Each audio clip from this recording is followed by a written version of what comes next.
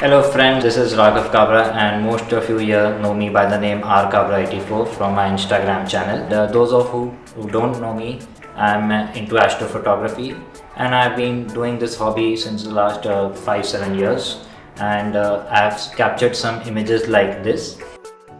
So my main aim is here to impart all my experience and knowledge through this channel, and let's all learn together and grow together. This first video is all about the Milky Way. As we all know, the Milky Way season for the Northern Hemisphere is about to start. So we should all be prepared for it to capture some images. The Milky Way season in the Northern Hemisphere lasts from about late February to October. Starting really from the basics. First of all, what is the Milky Way?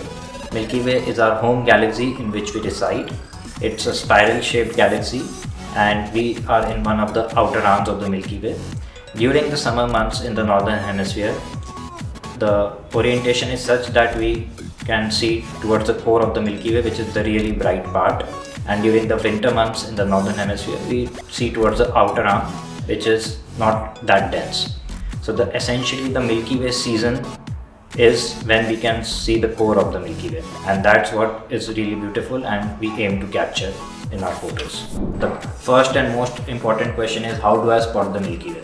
Well, there are many apps to finding the Milky Way, but we really don't need any apps as it's very simple and it does not change.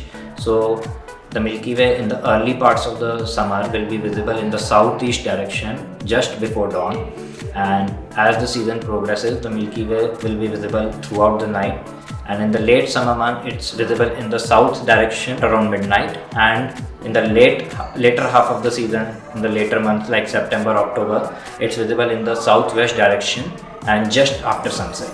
The biggest enemy for capturing the Milky Way is light, be it light pollution or light from the moon. So you really need good dark skies and a moonless night.